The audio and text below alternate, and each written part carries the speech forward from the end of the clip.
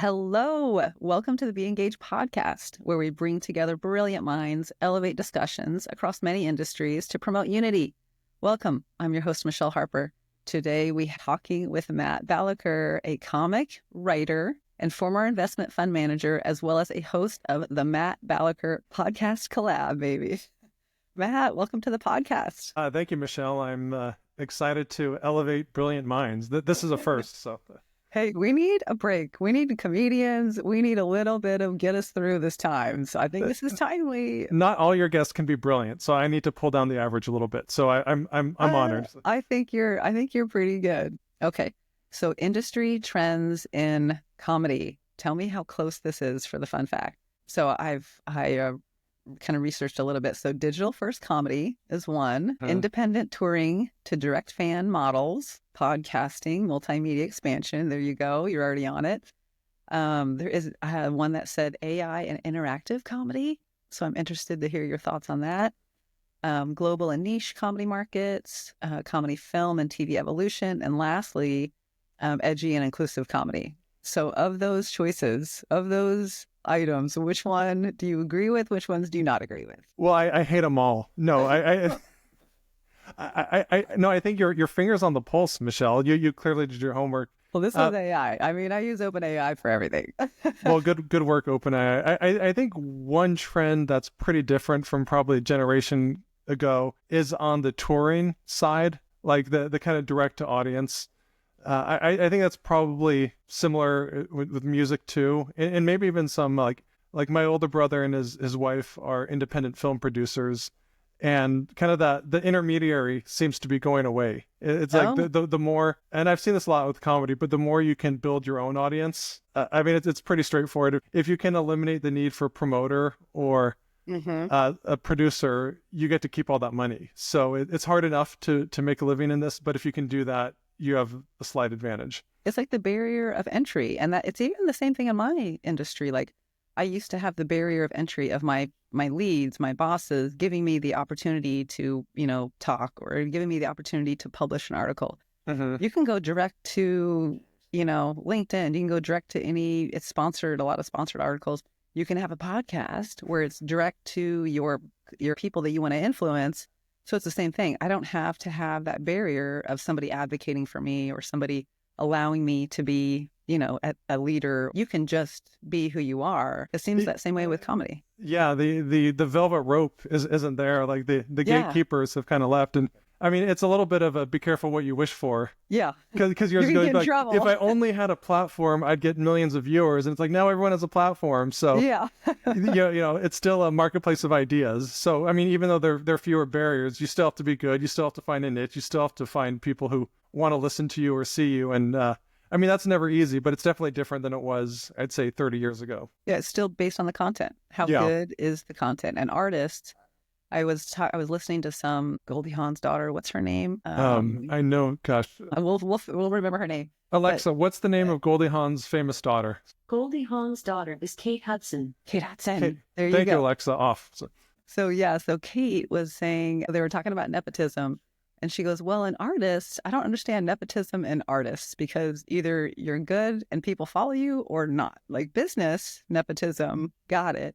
But an artist, the content is what drives it. And if people like you and like your content, then you win. So, you get the platform, but it really, to me, it's just still all about the content. Yeah. I hate to disagree with Kate Hudson, but I think there is something to be said for like, if you're being put on a movie, you have a better chance of people appreciating your content. True. I mean, you get the opportunity. You can go on the third base a little bit faster if your mom's famous. And I think that's, I don't think comedy is a pure meritocracy, but I think it's fairly close. Like if you come from a family that, is in the arts or can get you on a big platform, or, if you're the son of Bill Simmons or I think someone has a really big audience, there is a leg up, and that probably gives you a few minutes. But people are pretty unforgiving, and especially when they've paid money and they want to have fun, they're like, after 5 minutes, like, we don't care, idiot, make us laugh or get off the stage. So Kate Hudson and I, we can still be friends. So we are into the regular discussion. How long have we known each other? What's our backgrounds here? At least 10 years. At least 10 years.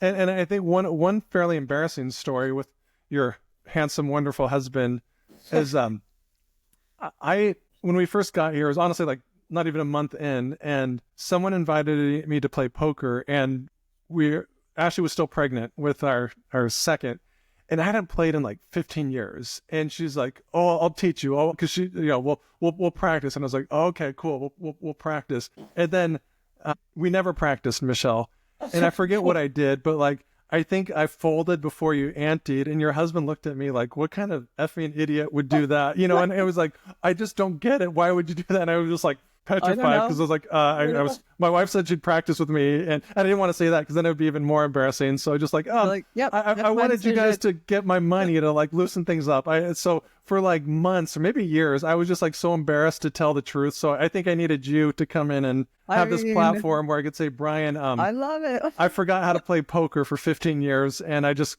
completely botched it and looked like an idiot. And I didn't want to admit it in front of everyone. I'd rather you take my money than reveal the truth. But now the truth is out there. So I love it. It took 10 years. So thank you, Brian. Podcast, and we're there. Yes. So our families know each other really well. Have been hanging out for so long.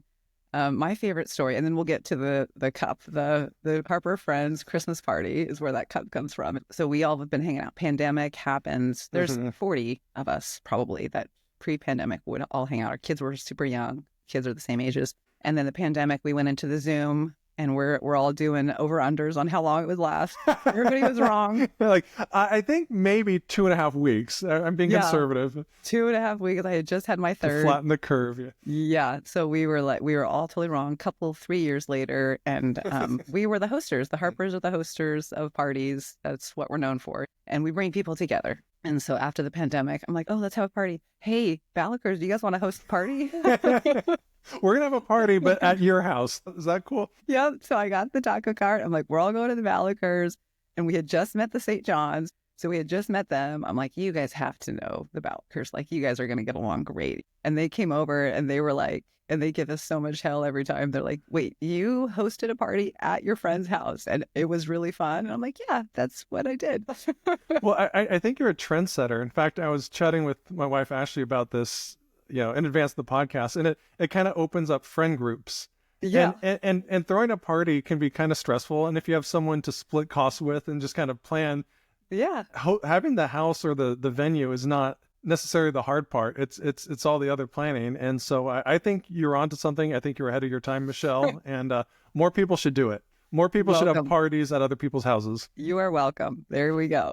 Yeah. So the Harper Friends Christmas party is going on, I think, 10 years as well. You guys might have been some of the OGs there in the beginning. Wow. Well, I'm honored. Yeah. So there's been a picture. I think it started with, it did start with Brian. There was a camping situation. The kids are tiny.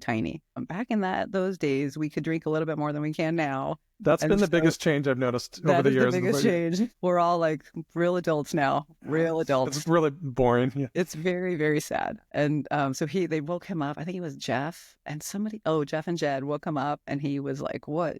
Confused. And so they took a picture, put it on a mug. I think 1 year was Jed, 1 year was Jeff. I can't remember. But anyway, these pictures, and that's his high school picture with, a cat tail. He doesn't look like this anymore, but it's really funny. Sort of stash, kind of a stash. Oh, this is a strong teenage mustache. Yeah, that's a strong teenage mustache. That's a few stages up from pubes, so I think that looks good. So that was the one from this year? I'm just the caretaker, Michelle, for I think a year. Yes. So I can't take all this handsomeness and just keep it to myself. I'm honored to have it for the next 10 months or so, but then it'll have to find another home. So at your next party, we'll adopt it to someone else. But in the meantime, I'm enjoying it. So thank you, Brian. Yes. Okay, so you had a recent event. So you were in San Clemente, or was it Dana Point? I've been in both, but doing comedy, I was in San Clemente recently. Okay. How did that one go? Weren't you there? I thought you bought 5. Oh, now it's awkward. Okay, well, you tell me. The previous one was fantastic, and we ended up going out afterwards, and we had a big crew there. With these 3 kids, I'm not going to lie, it is a lot. There is a lot of activities going on right now, so I wasn't able to make this last one. Well, I'm a terrible producer and decided to have a show on Valentine's Day. Yes. So I'm competing with people's romantic dates, but it was a lot of fun, and it kind of speaks to the topic you brought up. every year, maybe a few times a year, I'll produce my own shows. And this is pretty different where it's like business. If you take more risks, you'll generally get more money if it succeeds. Now, you can also lose more if it doesn't. And so when producing your own shows, you rent out the venue. And in this case, it's not super important what you put down, but it's not nothing. So you're a little this bit is risk. You're under the gun. If you don't sell enough tickets, you'll eat it. There's a bogey for you, and we have to go over that. But it's kind of telling because on that show I made a lot more than I would if I was performing at a club. Usually at a club, because they bring the audience. Yeah. Generally, obviously if you're Jim Gaffigan or if you have a name, the dynamics change pretty quickly. But for the 98% of working comics out there, that's not always the case. And so that's been a pretty interesting shift. And sometimes I think maybe I should do more of that, where it's like you have to find the place, but then you quickly learn. And I think any performer, whether you're musician, comic, dancer, whatever, producing is very different than just performing. It's kind of a luxury to just get on stage and kind of, dance, so to speak. Yeah. But when you're on the hook to find the audience, to make sure the lighting works, to make sure there's no major issues with ticketing, to make sure it starts on time, to make sure it ends on time. Yeah. The performance is a bit of an afterthought.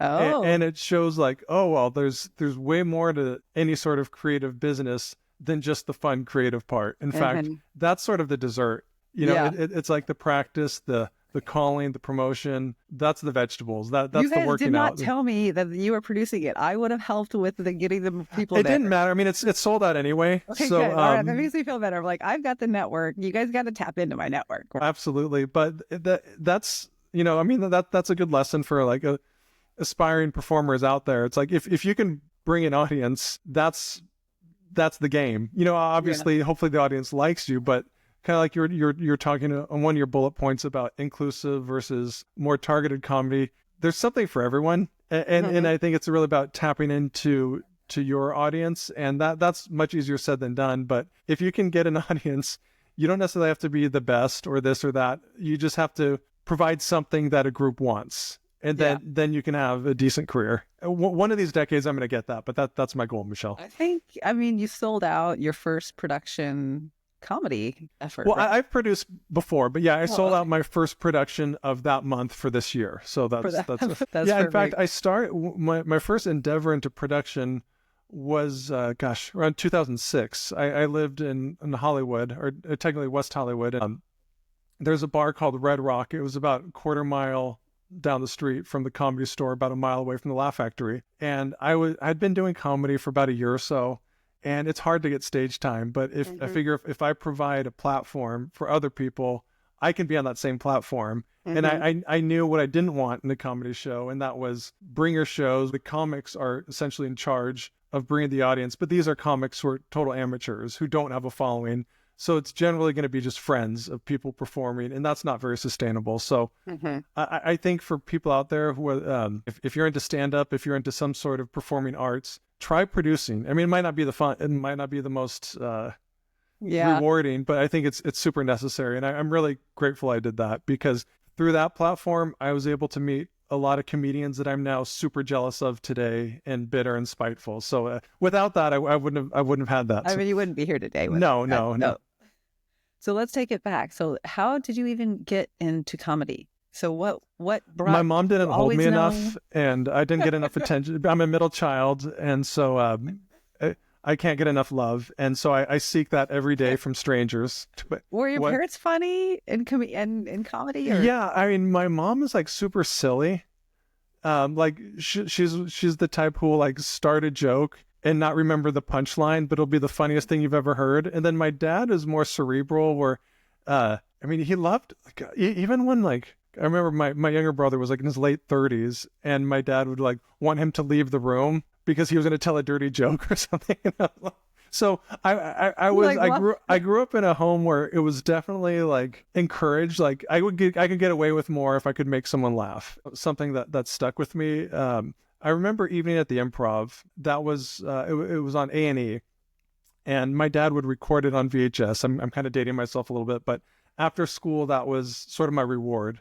They were generally clean comedians, or if they were dirty, it was on this show. They would edit out the cuss words, and so from a pretty early age, I was aware of stand-up comedy. I never necessarily thought I wanted to do it, but it was definitely part of my growing up.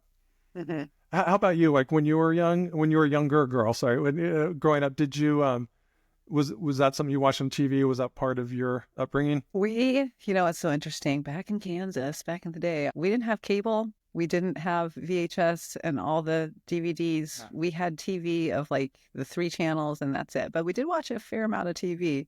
And so whatever was on is what I watched. And I ended up being outside a lot, and I did a lot of sports because there's nothing else to do in Kansas. So you had physical activity and could smell air and Yes. we're actually friends in real life. What a Yes. strange upbringing you It had. is strange. And I was able to kind of find myself. I didn't get into this podcast as tapping a little bit to my artistic side. I haven't leaned into my artistic side pretty much my whole life because I excelled so much in engineering and I was a math person. I know it's trouble when you're so brilliant in one thing. It kind of can occupy too much of your energy, but I get it. So I was just like, okay, nobody's good at math. I am. It's not like a passion of mine, but I was like, I happen to be really good at this. I think this is going to be beneficial in some way. I didn't know why. Smart. You don't use math on a day-to-day basis. So you decide, so as a young kid, you kind of knew you wanted to go into comedy. What takes you from, interesting, I think I might want to go into comedy, to doing it and to saying, this is it. This is what I'm doing. Being called out publicly.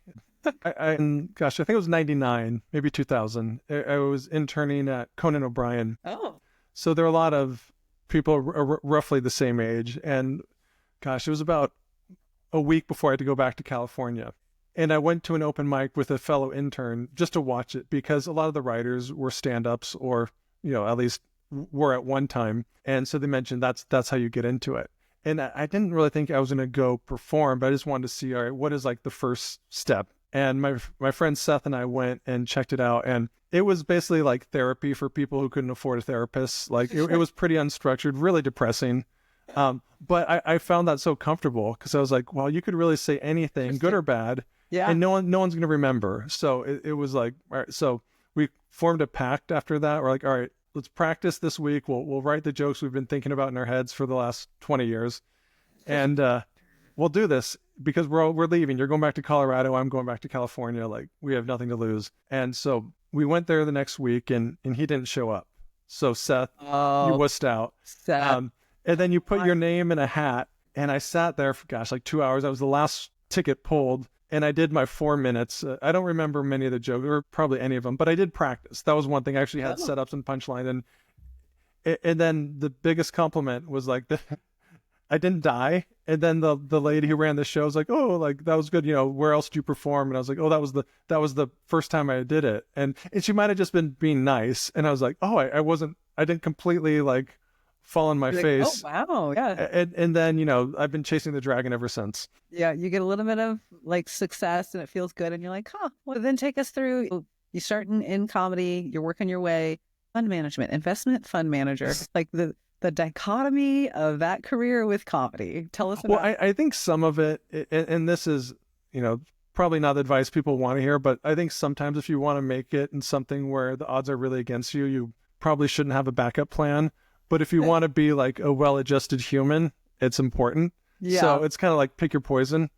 Plus, you have with the family. I can imagine that played into it as well. Well, yeah, and also like I had good parents, and so I had role models of like a stable family. So probably in my head, as much as I hated to admit it, Michelle, like that's probably what I wanted to create instead of just being like the rebellious, starving comedian. Artist, yeah. So I was a good student, and so I had a real job out of college, and I worked at an office that was part of the LA Film School. And so I kind of never like fully went for it when I was young for comedy because I was making more than a lot of comedians where I wasn't like rich, but I had like, I could pay my bills. I worked at a fund that invested in companies, and for like a real job, I loved it. Like I was with a small group of people. It was a husband and wife team. They hired a lawyer, and it was a little bit like Shark Tank, where people would come in and pitch, but instead of like startups, these were small public companies, and it was just really fun, and so I never had that like strong longing to leave it. Now, fast forward a few years, and I left because I felt like I wouldn't go any further. And then I met some girl who I ended up marrying, and Some girl. through her job, That's a good job. You did a good pick. we moved. No, I supported her first, so let's not forget that. Let's just settle that. Let's just establish that.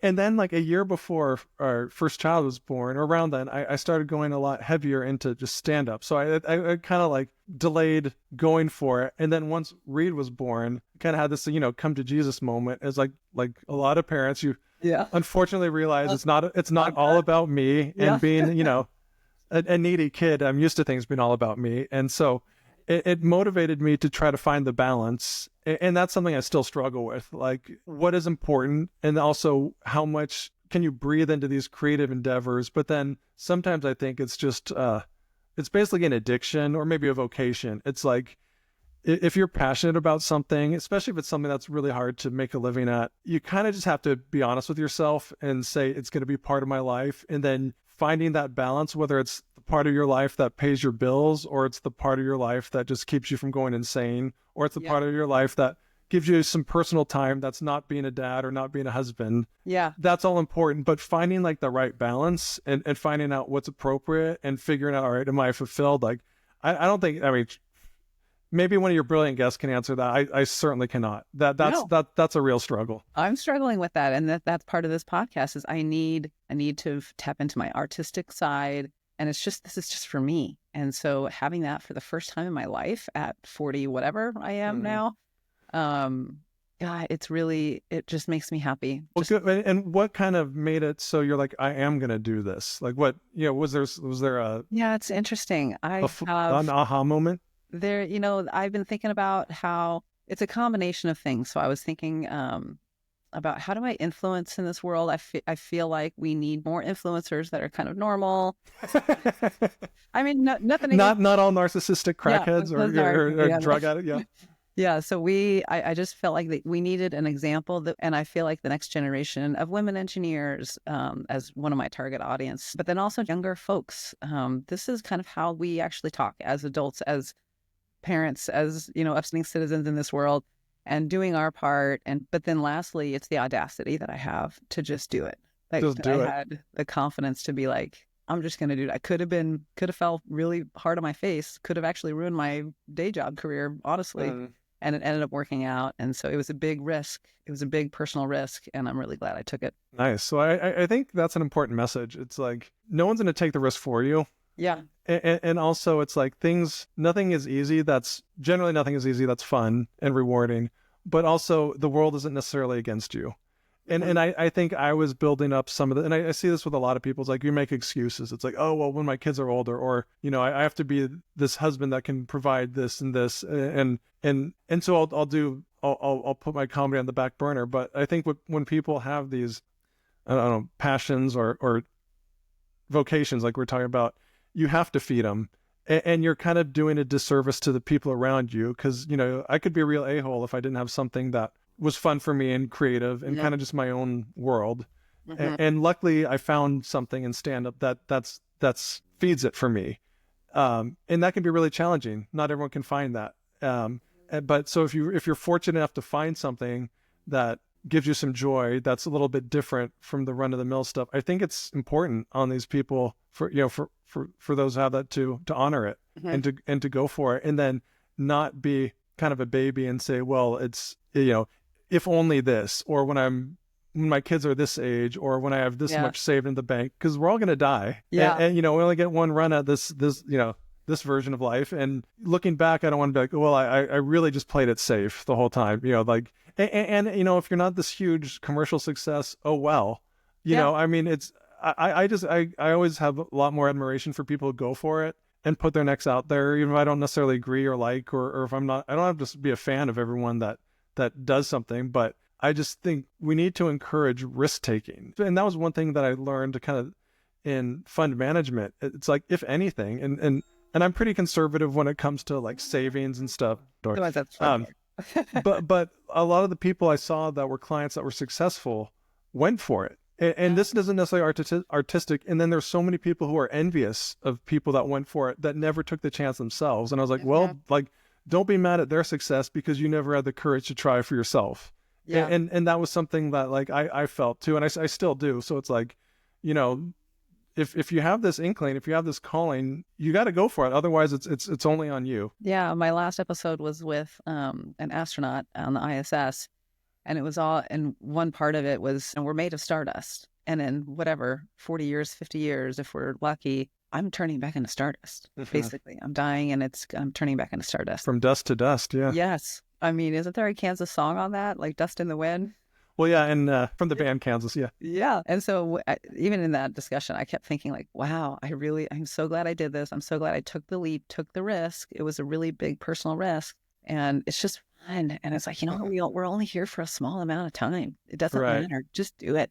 Well, and fun shouldn't be limited to like your teenage years. Yeah. You know, I think it's, and also being a good role model to your kids. It's like, I don't want them to think of parents as these like lifeless drones that only go to work. And I mean, we do enough to like for their fun, but like, I want them to see like, all right, like, you know, I might embarrass them or, you know, if we're having people over, but it's That's like good. Fun. Of course. What's the point of kids if having kids if you can't embarrass them? But like, I want them to see like, yeah, you don't have to be so serious your whole life. You can try new things. You can make mistakes. You can not, you know, excel in certain things, but still be a beginner. And I think that's harder as we get older because like we're like, oh, I want to be a specialist or I want to be so good at something. It's like, why? Like, just try more things. We're turning into stardust. We're the sad truth is when most of us die, we're only going to be remembered for a very few minutes. Maybe, you know, this is getting kind of morbid, but I think it can be kind of reassuring in a way. It's like, no one's going to care that much. So just go for it because you're going to be forgotten anyway. That's the message. We're going to be forgotten anyway. So just go. That's the quote. Well, let's turn that into inspiring. Well, good segue into your book. You wrote a book about a comedian that had passed away, and it's still on Amazon, I think, right? It still is. They haven't booted it off just yet. Well, it's because it's so successful. So tell us about your book and your writing, and I loved it. It was fantastic. Well, for the few people out there who have not heard of it, it's called Greg Giraldo, A Comedian's Story. If you have a few copies, you can always get more. Yeah, it's good wallpaper for Zoom and Riverside meetings.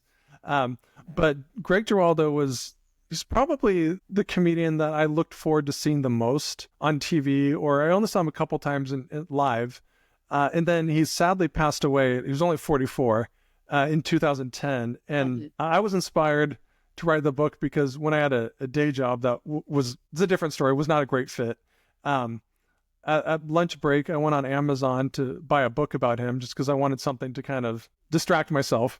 And no one wrote one. It wasn't on there. And I was like, Greg Giraldo doesn't have a book. And obviously I'm a comedy nerd, but to me, it would be like having Kurt Cobain without a book or without it. I was like, how could he not have a book? I mean, he's Greg freaking Giraldo. And a lot of people are like, who's he? I was like, exactly. And I was like, you know, I was editor of my high school newspaper. So I clearly had the chops to write a book, even though I'd never written one before. But that was kind of my light bulb moment with Michelle. I was like, all right. And I think what helped, and this is advice, is like, public humiliation is powerful. So when I decided to write the book, I needed money. And so I had a GoFundMe campaign, and I was able to raise the money, like the startup capital. But more importantly, it put it out there that I was going to write this. And there was a lot of times, because I thought I would do it like in a year. It took 5 when all was said and done, or about 5.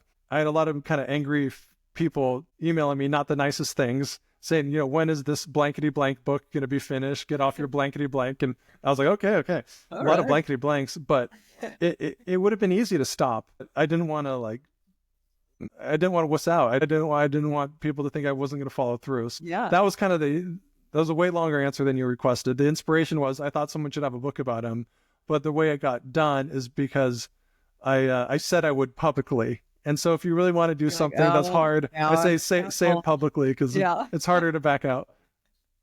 Well, it was really, really good. And I learned a lot about him. You did a lot of research on that. That's probably why it took so long, too. Oh, yeah. In fact, when I don't have a copy handy, when you buy it, when people out there buy it, you'll notice like probably like a third of it is just references. And that's because it's nonfiction. And I didn't want to get sued. And my co-author, Wayne Jones, so shout out to you, Wayne, Canadian librarian. I don't know why Canadian was necessary, but I just figured it is. Well, they need a little support right now. But... Yeah. And he was meticulous, and it helped me be more detail oriented about properly referencing them, because I was afraid that people would question something I said, or, you know, and I was like, well, it's you might disagree, but here's my sources. So Yeah. go check it out. That was part of the fun. I didn't realize like it was tedious, but like chasing down leads, I felt like a real journalist. It's like Yeah. where's this gonna go? Where's this gonna go? And Well, correct me if I'm wrong. yeah. So I think Brian went with you backstage on a comedy thing, and when you were doing some of your research, is that right? He had so much fun. He came back so happy because he was in a different world that he's never been in before. And you guys met some really cool people. And he's like, wow, it's crazy in the backstage of the comedy show. I'll tell you that. I wish it was crazier because, we could have some juicy stories. But yeah, no, that was Jeff Ross. He hosted, it was a fun show. I think Tom Segura, Dane Cook, and Eliza Schlesinger. It was when the Irvine Bowl still existed. I think now the Irvine Company took it over and it's like 3-bedroom, 2-bath apartment complexes. But yeah, Jeff Ross is known for being like a roast comedian. And so is Greg Giraldo. And I'd been trying to get through to Jeff Ross, for years. And that's another reason why it took so long, is sometimes people will get back to you and then it'll take 6 months and then 6 more months will happen. And I'd never met Jeff in person before, and we texted and emailed, and he totally hooked me up. And Brian too, because like we had backstage, like we could go anywhere we wanted. And then it was funny because after like a half hour, Brian's like, I think I'd rather just watch the show. And I was like, yeah, I get it. And I thought I was there to interview Jeff Ross. And then like he did a set, and then like, he relaxed with some substances later that are perfectly legal in California. And then I was like, oh, so you ready for the interview? And he's like, what? He's like, I just wanted to get to know you, make sure you were cool. And I was like, okay. I was like, so we'll do an interview later. He's like, yeah, sure. And we never did, but like he then had me on his podcast, and he was like an advocate for the book, but it was just a pretty bizarre experience. And then a lot of those people that were performing, I had started out with, or they had done my show years ago. So I moved from LA to the Bay Area to Orange County and kind of lost touch. So it was really cool to just see some of them again, and and be like, oh, you're performing here. I was like, oh, I'm performing at a bar on Tuesday, but we're both still doing it. So it was, but it was kind of eye opening to see that, like while it is hard to achieve commercial success, it happens. And so when I was at that show with Brian, you can kind of see, like for younger people out there or for older people, it's like the odds might be against you, but they're not zero. Yeah. And there are these people who, a lot of it's work ethic, but who knows, but they just kept at it, and like, they're totally living the dream. I think that's a good takeaway. It's like, just because something's not likely doesn't mean it's not worth pursuing and trying. Yeah. Yeah. Oh my gosh, this has been perfect. We could talk for a really long time. I'm there. I'm right there. We have no narcissistic tendencies. That's none whatsoever. None.